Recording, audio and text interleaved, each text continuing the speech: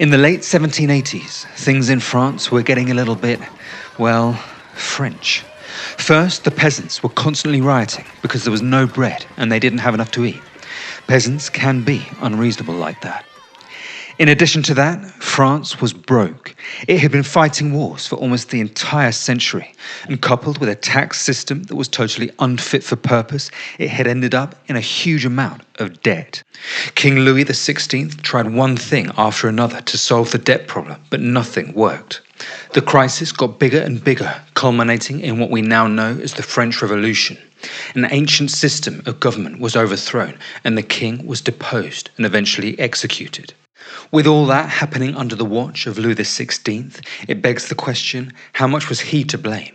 Could the revolution have been avoided if Louis had made better decisions? In short, just how stupid was Louis XVI before the French Revolution? I think we can say two things with near certainty. First, the situation was very difficult and would have been a challenge for even an extremely talented politician. Second, an extremely talented politician, dear Louis, was not. At times, he was as useless as a knitted condom. He made numerous bad decisions throughout the course of his reign that ended up losing him his throne and his head. I am going to tell you all about the terrible decisions made by Louis, how he was shooting himself in the foot so rapidly he barely had time to reload his musket. First, though, let's look at some of the reasons why, in fairness to Louis, it was an extremely difficult situation. All the problems for which Louis XVI definitely wasn't to blame. First, Louis came to the throne at a time when the monarchy in general was extremely unpopular. That was in large part due to his father, Louis XV. Louis XV had got France into several wars that hadn't gone well.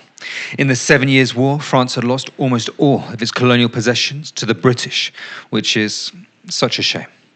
Even worse than that, France had been allied with Austria, which to the public was completely unacceptable. In fact, the alliance with Austria was so unpopular in France that people would actually celebrate French defeats on the battlefield. Something else that was a challenge to the monarchy was the Enlightenment. That was a philosophical movement that promoted ideas such as liberty, limited monarchy, and equal rights. Throughout the 1700s, the number of newspapers quadrupled to about 80.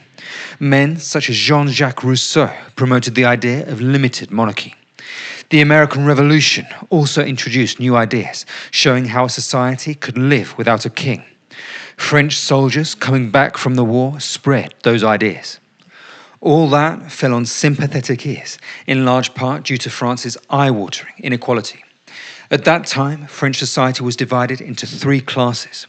First was the clergy, the second was the nobles, and the third was everyone else, the bottom 90% of the population. Everyone from merchants to serfs was in the third estate. The first two estates, despite being the most privileged in society, were exempt from paying taxes. There was a saying at the time: the nobles fight, the clergy pray, and the people pay. France had huge symbols of luxury and extravagance, at the same time as the poorest could barely get by. In fact, much of the population was living constantly on the verge of famine. Bread took up a third to a half of a normal worker's wage. Whenever a bad harvest happened, people would end up spending almost everything they earned on bread. When that happened, there were often riots. One of the most famous was the Flour War of 1775. There were even conspiracy theories that the elites were hiding grain to deliberately starve the population. In reality, the problem was that the agricultural sector was using outdated technologies and could barely cater to the population. Farming remained labour-intensive and increasingly susceptible to crop diseases. France's poor agricultural productivity was also a big problem for the treasury. Since agriculture was 3/4 of the economy, poor harvests meant less tax revenue, which brings us on to one of the biggest problems affecting France: debt. France already had a lot of debt when Louis came to power in 1774. That was partly due to numerous wars throughout the 1700s, but also due to a totally dysfunctional tax system. That corrupt and rotten tax system was extremely difficult to reform. Any proposed changes had to be agreed by regional courts, which would block any increases in taxes. That, then, is an overview of the many problems facing France. Now, let's have a quick look at how those challenges turned into a full-on revolution. For the monarchy, the most acute problem was the financial situation. If that wasn't sorted out soon, the government literally wouldn't be able to pay anyone, most importantly, the army. Over his reign, Louis brought in numerous different finance ministers to try to sort things out, but none of them were able to. Eventually, one of those finance ministers made a plan so controversial that Louis didn't have the power to get it implemented. To help him get it through, he called what was known as the Assembly of Notables. That was a group of nobles that he would choose that would ideally approve his plan. Then he would be able to get it through. The Assembly of Notables backfired spectacularly. The notables rejected the new finance plan, and the finance minister was forced to resign. What the whole circus did achieve was to bring huge public attention to the dire state of the nation's finances. The public learned that not only was the government in a huge amount of debt, but it didn't even know how much debt it was truly in because the accounting was so bad. With the Assembly of Notables refusing to approve the new finance plan, Louis was forced to call another assembly, known as the Estates General. The Estates General was different from the Assembly of Notables in two important ways. First, Louis didn't get to choose the members of the Estates General. They would be elected. Second, all three estates would have representatives, including the third estate, the bottom 90% of the population. The meeting of the Estates General was always going to be politically dangerous for Louis.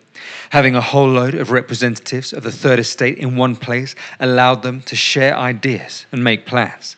Plans such as how to get more power. In the end, that is exactly what happened. The representatives of the Third Estate went rogue. They ditched the rest of the Estates General and declared themselves the sole legitimate parliament that represented all of France. They called themselves the National Assembly and vowed that they wouldn't part ways until a constitution had been drawn up. Louis initially tried to resist the National Assembly, but eventually he had to give in. He told the representatives of the First and Second Estates to join it. I just want to take a minute to make sure nobody is getting confused. In total, there were 3 different assemblies to keep track of: the Assembly of Notables, the Estates General, and the National Assembly. The Assembly of Notables was the first. It was the small group of nobles that the king personally selected. When that failed, there was the Estates General, who weren't selected by the king, and all 3 estates had representatives. Then, out of the Estates General comes the National Assembly. Essentially, the Third Estate abandons the other 2 and names itself the National Assembly. Then, over the next few days, the other 2 estates joined the Third Estate in the National Assembly. The creation of the National Assembly was an enormous drop in the power of the king. Now there was a permanent parliament with huge power that he couldn't get rid of. Louis's fall from power was finally completed 4 months later in October. Women in Paris, furious at the price of bread, marched on Versailles to make their anger known. Louis ended up agreeing that he and his family would move to Paris. From that moment on, Louis was effectively a prisoner of the revolution. The man who, only a few months before, had been the most powerful man in France, was now almost totally powerless. So with all that context out the way, let's finally answer the question of the video. Just how stupid was Louis throughout all of that? How bad were his decisions? And crucially, what could he have done differently? I think an interesting first question is whether Louis even had the intelligence, the awareness to realize the perilous situation that he was in. Did he know that this wasn't something he could just wish away and that the stakes were really huge? Well, here we can say emphatically yes, Louis was aware of just how big the crisis was. In fact, some historians have argued that his anxiety drove him to have a nervous breakdown. Louis knew that he could be vulnerable because he was very aware of the fate of a certain English king only 140 years earlier. In January of 1649, Charles I of England and Scotland was beheaded in front of a crowd in London. He had also got himself into a sticky political situation, and after managing things extremely badly, he found himself without a head. Louis was keenly aware of the fate of Charles, which only stressed him out further. In fact, there was a painting of the execution of Charles at Versailles, which was even used to intimidate Louis. So, we can say that Louis definitely knew that he urgently needed to sort things out. Now let's look at Louis's actions, what he actually did. A good place to start is with his attempts to solve the debt crisis. When Louis came to power, France did have debts from previous wars, but they were just about manageable. The thing that really pushed things over the edge was supporting the American Revolution. In 1776, the United States declared independence from the British Crown, and France saw an opportunity to humiliate Britain, to get even after its defeat 2 decades earlier. However, that would make a bad financial situation absolutely catastrophic. Louis was warned about this by his first finance minister, Turgot. In the words of Turgot, the first gunshot will drive the state to bankruptcy. In another quote, he said, intervening in the American Revolution would permanently destroy all hope for financial reform without necessarily weakening Great Britain. That turned out to be correct. Louis ignored Turgot's warning. He fired him and hired a new finance minister, Necker. Necker promised that it would be possible to support the American Revolution without increasing taxes. How could that be done? With more borrowing, of course. The French support for the American rebels was almost entirely funded with debt. Also irresponsible was that Necker published accounts of the French finances that were deliberately misleading. The debts taken on due to the war were hidden, painting a much rosier picture than the reality. After 4 years, Necker resigned, and so Louis had to find yet another finance minister. He chose Charles de Calonne, who set about making a hugely ambitious plan for the nation's finances. Calonne proposed to replace the current tax system with a land tax that would be paid at harvest time and wouldn't have any exemptions for the nobility. He also wanted to remove the internal tariffs in France, establishing free trade within the country. The plan was very controversial, and the king alone didn't have the power to get it implemented. To help get it through, Calonne wanted Louis to call the Assembly of Notables, a council of high-ranking nobles that had been called only a handful of times in France's history. That didn't seem to be a particularly risky plan. The nobles would be picked by the king, so surely it would be possible to choose some that would be submissive and compliant. What could possibly go wrong? As it turned out, everything. It very quickly became clear that the Assembly of Notables wouldn't be the meek, docile bunch that Calonne and the king had hoped. The dodgy accounts of the previous finance minister had made everyone think that everything was fine. That meant that when Calonne explained how bad the problems were to the nobles, they assumed that he must have caused them. In addition to that, quite a few members of the assembly bore a grudge against Calonne personally. Calonne had had quite a controversial political career and made many enemies along the way, many of whom were in the assembly. In the end, the nobles rejected Calonne's proposals. If they'd come from anybody else, the majority of them would have been accepted with little resistance. In the words of one noble, good minds have been thinking the same for several years. With the Assembly of Notables going extremely badly, Calonne took the opportunity to make things even worse. He made an appeal directly to the people, releasing a pamphlet in which he tried to make the nobles look bad for not agreeing to his reforms. He painted them as selfish, unwilling to give up their historic privileges. The idea was that if he could get the public on side, the nobles would be pressured into agreeing to his finance plan. That completely failed. The pamphlet did little to change public opinion, but it did make the nobles even more hostile towards him. Eventually, it became clear that the Assembly of Notables wasn't going to achieve anything other than be a public relations disaster for Louis. What finally killed it off completely was a request from the nobles that Louis refused. Before agreeing to any reforms, they insisted that the true state of the nation's finances had to be figured out. They demanded the creation of a permanent group of accountants that would constantly be monitoring the nation's finances. Now, to me, that seems like a pretty good idea. If you have a massive debt problem that you're trying to solve, it might be a good idea to know how much debt you actually have. Louis refused and vetoed the idea. With that, the Assembly of Notables was effectively over, having been a spectacular disaster for Louis and Calonne. The whole episode has so many errors and bad decisions by Louis that it's hard to know where to start. First, if you're going to pick a group of people to rubber stamp your political plan, it really shouldn't be that hard to find a bunch of yes men that will just do what you want. Second, Louis was being represented to a large degree by Calonne, who was about as popular as a turd in a swimming pool. Louis should have been aware of how many enemies Calonne had and not made him the face of the reforms. Louis did fire Calonne and hired yet another finance minister. For over a year, he and the new finance minister continued trying to get reforms passed with no success. Eventually, in August of 1788, France officially went bankrupt.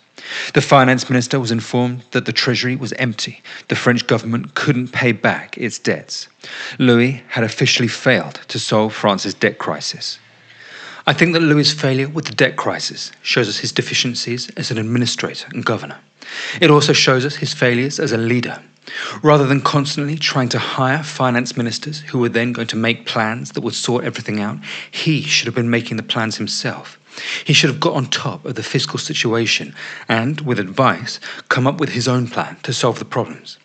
A plan presented by the king would have had much more weight than any of those presented by his finance ministers. When a finance minister presented a plan, everyone could just slag him and his plan off. If it was presented by the king, it would have been much harder to criticize, because of course, criticizing the king was a much more taboo thing to do.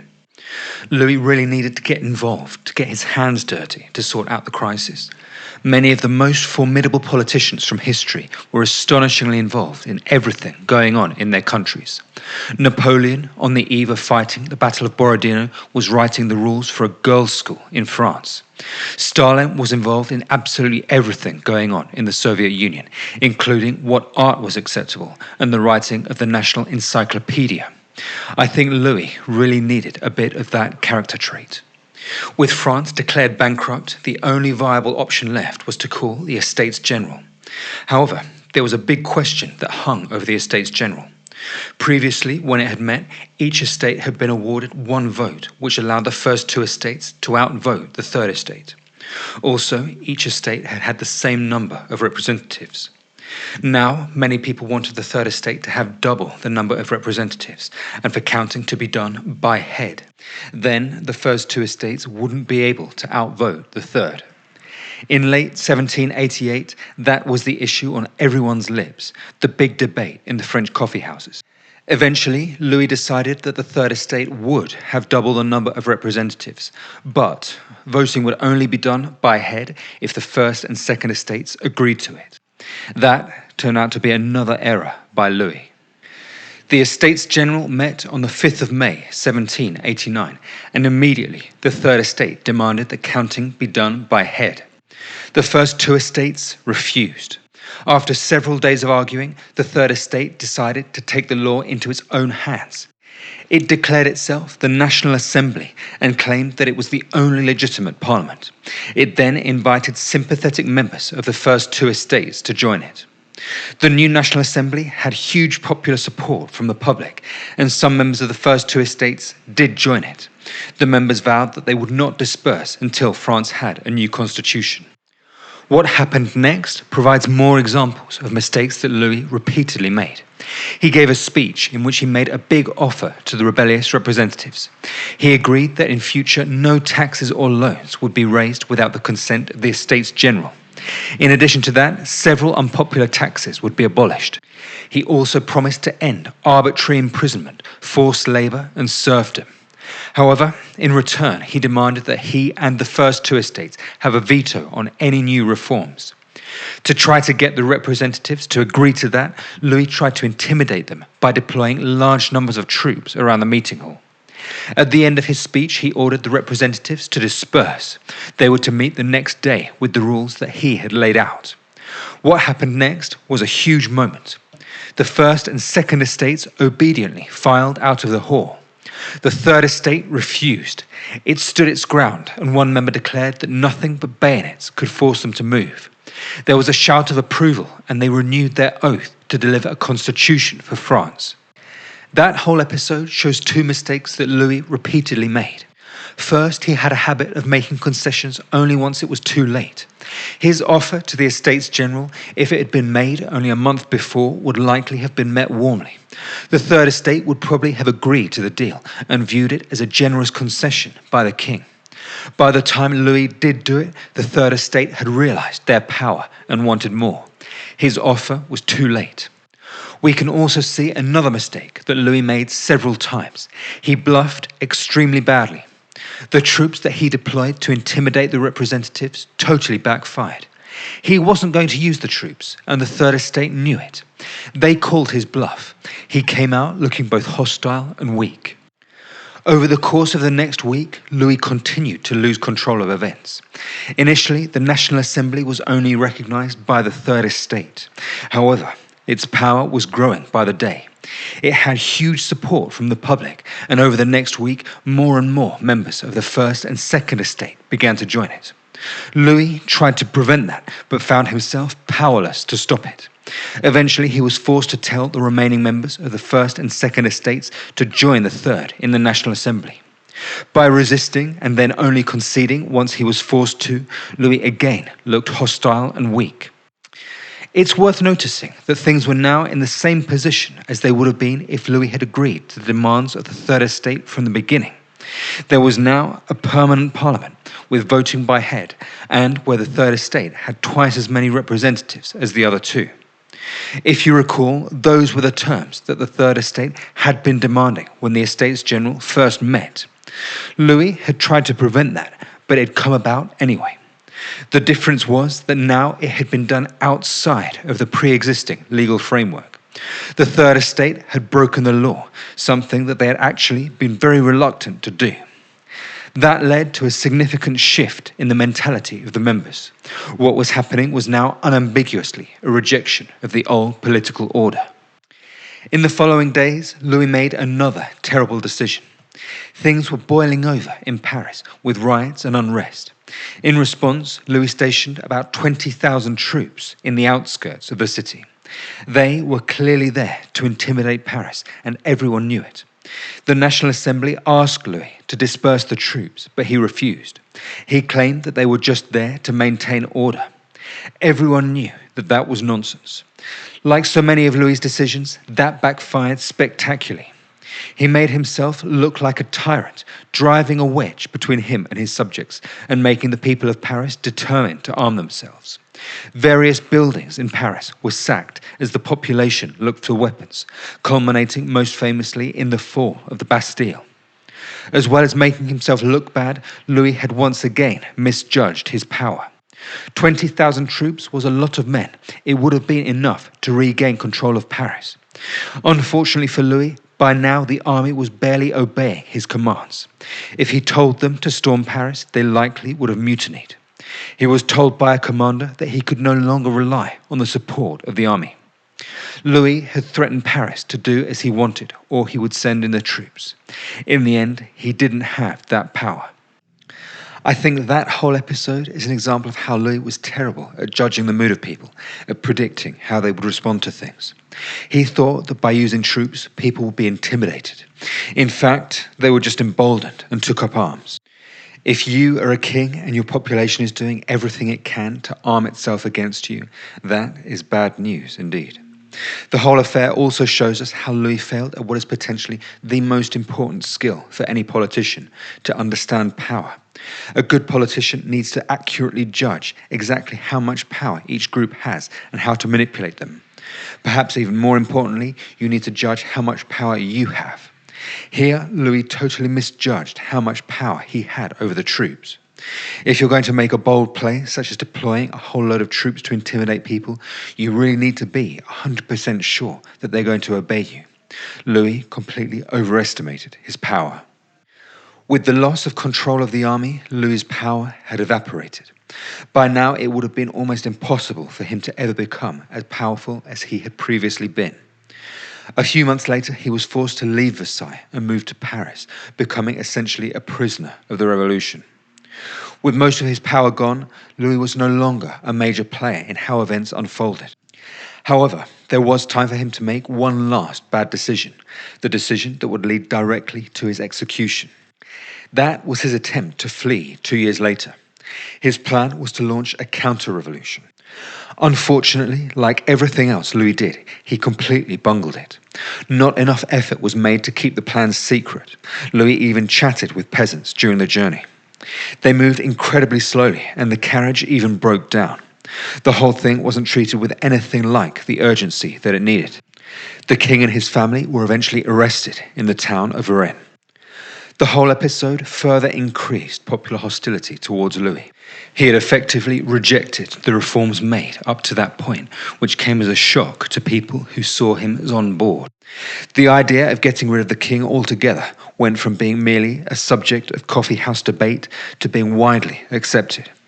It was due to that escape attempt that Louis was charged with treason and eventually executed. So, how do we sum up? I think there is no doubt that the problems facing France were indeed extremely difficult and would have been a challenge for even the most capable of politicians. That said, I do think there are things that Louis could have done. The debt crisis could definitely have been solved by a better politician. He could have not intervened in the American Revolution, meaning that the debts would never have got so bad. When the Estates General met, Louis could have made voting by head from the beginning, essentially creating the National Assembly himself. Then everything that was going on would have been within the existing legal framework. In summary, the challenges were great, but I think a better politician would have been able to meet them and retain the throne. Unfortunately for Louis XVI, he just wasn't up to the job.